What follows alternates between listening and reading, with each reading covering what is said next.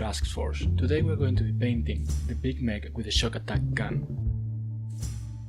For this miniature I'll be using a black primer, since it works better with the tones I'm aiming for.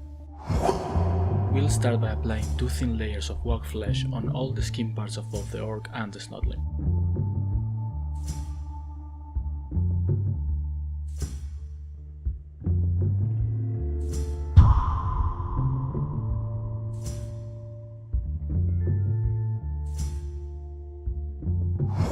Then we use etching grey in all the fabric parts, such as the trousers or the shirt.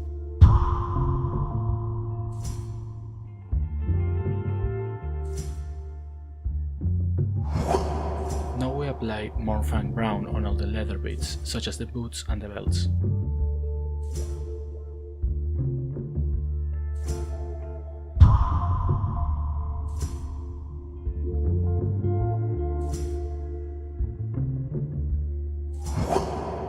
Mephiston red, we cover all the armor panels as well as any red details such as the main lens.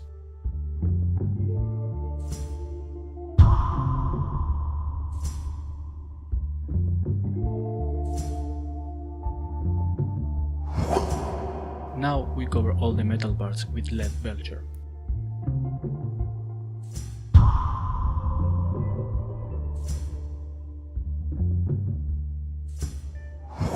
Using Balthasar Gold, we paint some of the metal areas to create a more interesting miniature.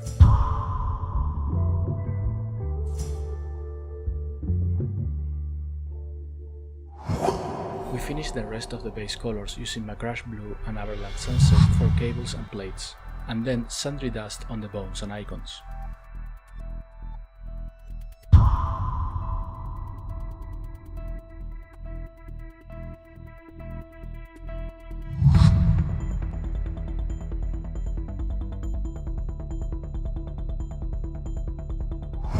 With all our base colors applied, it's now time to shade the miniature. For this we'll use a mix of 1 part Lamia Medium and 1 part Null Oil on the entire model.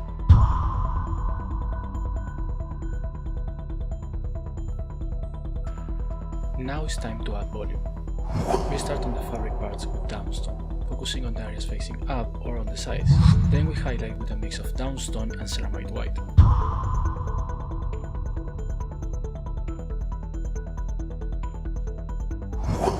For the armor, we use Evil Sun's Scarlet, mixed with Lamia Medium to build up the gradient. 2 or 3 coats should do.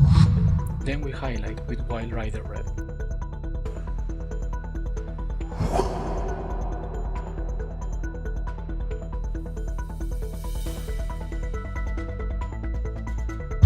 For the leather, we work the gradients with Scrag Brown, then Deathclaw Brown. And for the highlights, we use a dry brush of Elder Flesh.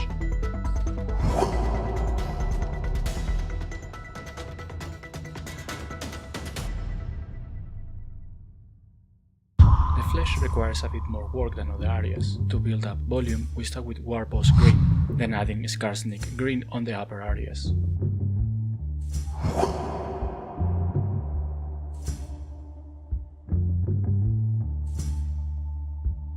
We cover all the flesh areas with Pieltan Green, watered down just a bit.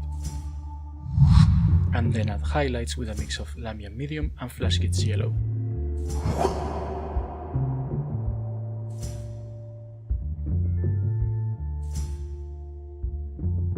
For the iron parts, add volume with Runefang Steel, and then apply a dry brush of Necron Compound on both of the iron and the bronze.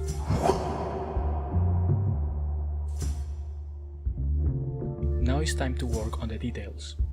Use Ushapti Bone and then Screaming Skull on the bones and icons, Aldorf Blue, then Calgar Blue on the cables and plates, and then Flash Kids Yellow on the yellow cables. Using Abaddon Black, we now paint the fingernails of both the orc and the snotling, as well as small details around the miniature, such as the stripes on the yellow cables.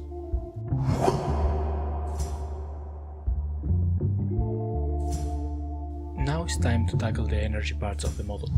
We start with a shade of Drakenhof Nightshade on all the parts that are close to the energy areas. Then we paint the voltaic arcs with Ceramide White. Using a mix of 2 parts Lamian medium and 1 part Calgar blue, we blend together with multiple coats the white and the surrounding parts. Then we apply a dry brush of Ethereum blue to finish the blending. As a final touch, we use ceramide white on the lenses, the crystal parts and the small frontal panels. To finish, paint the dirt under the Snotlake's finger with Scrag Brown. Then shade it with Agrax Earthshade. Apply Martian Iron Earth to all the upper part of the base, as well as some parts of the model that you want to look dirty.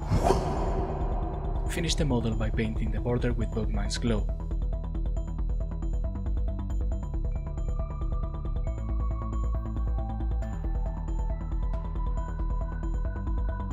I hope you liked this tutorial, and if you have any questions, feel free to leave them in the comments. Until next time.